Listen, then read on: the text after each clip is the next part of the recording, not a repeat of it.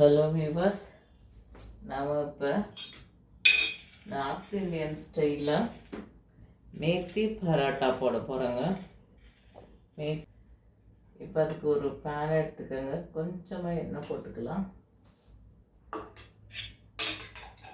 எண்ணெய் போட்டுட்டு கொஞ்சம் ஜீரகம் போட்டுக்கோங்க.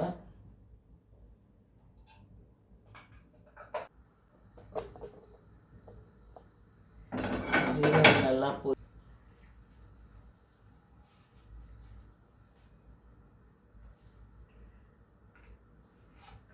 வெந்தயக்கீரை, நார்த் இந்தியன் ஸ்டைலில்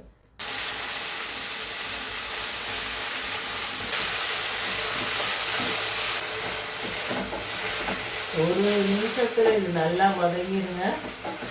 நார்த் இந்தியன்லாம் இதை அப்படியே கட் பண்ணிவிட்டு க்ளீன் பண்ணிவிட்டு அப்படியே தான் மாவில் போட்டு சேர்ப்பாங்க. எனக்கு அது அவ்வளோவா எனக்கு நல்லா தெரியாது. நான் நம்மளாம் கொஞ்சம் வதக்கி சாப்பிட்டு பழகினால அது நான் லைட்டாக ஒரு வதக்கிட்டு தான் போடுவேன். மஞ்சத்தூள்,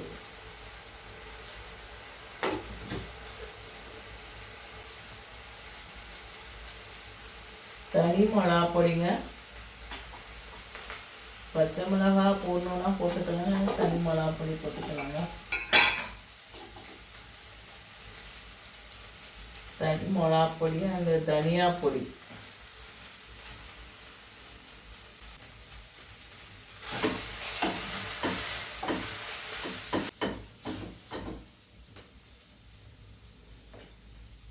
கொஞ்சோண்டு சால்ட்டை போட்டுக்கலாம். மாவுலேயும் நம்ம சால்ட்டு தான் போடணும். ரொம்ப எண்ணெய் வேணாங்க. நம்ம அப்புறம் பரோட்டா வேற போடுறோம், அதில் நல்லா பீஸ் இது பண்ணுவோம். இந்த மாதிரி ஒரு வதக்கிட்டிங்கன்னா கீரை இந்த மாதிரி நமக்கு கிடச்சிடும். இதில் ஆனியன் போட்டுக்கலாம், பூண்டு நச்சு போட்டுக்கலாம். அப்புறம் இப்படி அவ்வளோதான்.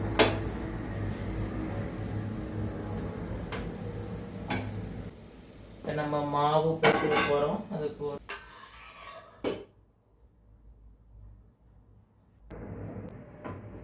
கொஞ்சம் லைட்டாக தண்ணி ஊற்றி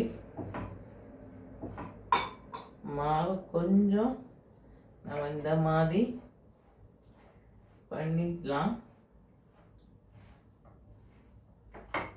பாதி இது பிசைஞ்சிட்டு இப்போ இந்த கீரையை சேர்த்துக்க வேண்டியதாங்க. வதக்குனால நமக்கு கொஞ்சோன்னு ஆயிடுச்சு, ஆனாலும் எல்லா ரொட்டிலையும் வந்துடும். நீங்கள் வதக்காமல் சேர்த்து பண்ணனாலும் பண்ணலாம். வதக்காமல் அப்படியே அந்த கீரையை போட்டுட்டு அது கூட மிளகாப்பொடி, மல்லிப்பொடி, ஆனியன் எல்லாம் போட்டு பண்ணிக்கலாங்க. வதக்கலைன்னா கொஞ்சம் நமக்கு நறுச்சுன்னு சொல்லுவோம்ல, அந்த மாதிரி இருக்கும். கீரை ஒரு சாஃப்ட்னஸ் கிடைக்காது. அதனால் லைட்டாக ஒரு வதக்கிட்டு ஒரே நிமிஷத்துக்கு அது நல்லாவே வந்துடும். இதுக்கு முன்னாடி ஆளும் மேத்தி, உருளைக்கிழங்கும் வெந்தயக்கீரையும் ஒரு வீடியோ போட்டிருக்கேன். இது மேத்தி பரோட்டா நார்த் இந்தியனில்.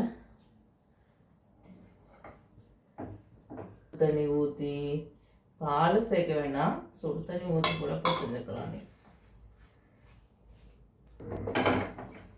மாவு பசந்தாச்சுங்க.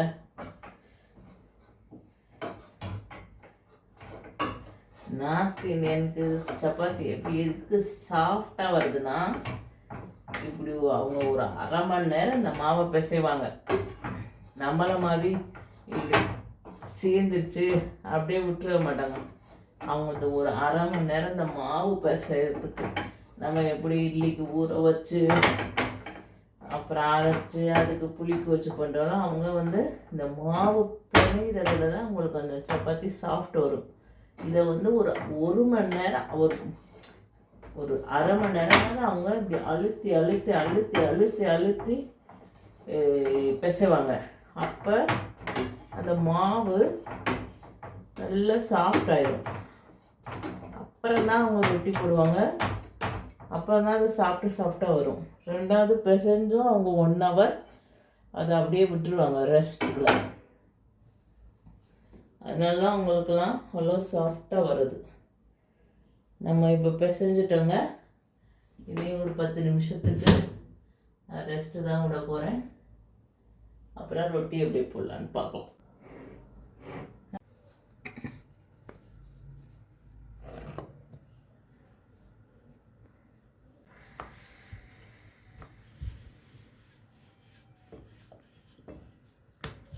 எப்பயும் போல் சப்பாத்தி மாவு பிசைகிற மாதிரி தாங்க பிசைஞ்சுக்கணும். அப்புறம் இப்படி தேய்ச்சிக்கோங்க. இந்த மாதிரி பிரேக்ஃபாஸ்ட்டு, டின்னர் எப்போ வேணாலும் இந்த சப்பாத்தி நம்ம சாப்பிட்லாம். பிரேக்ஃபாஸ்ட்க்கெலாம் கொடுத்தீங்கன்னா குழந்தைங்க, கீரை சாப்பிடாத பிள்ளைங்க கூட இந்த மாதிரி பண்ணி கொடுங்க. கீரையும் சாப்பிட்ட மாதிரி வச்சு பிரேக்ஃபாஸ்ட்டும் ஆயிரும். இப்படி பாருங்க.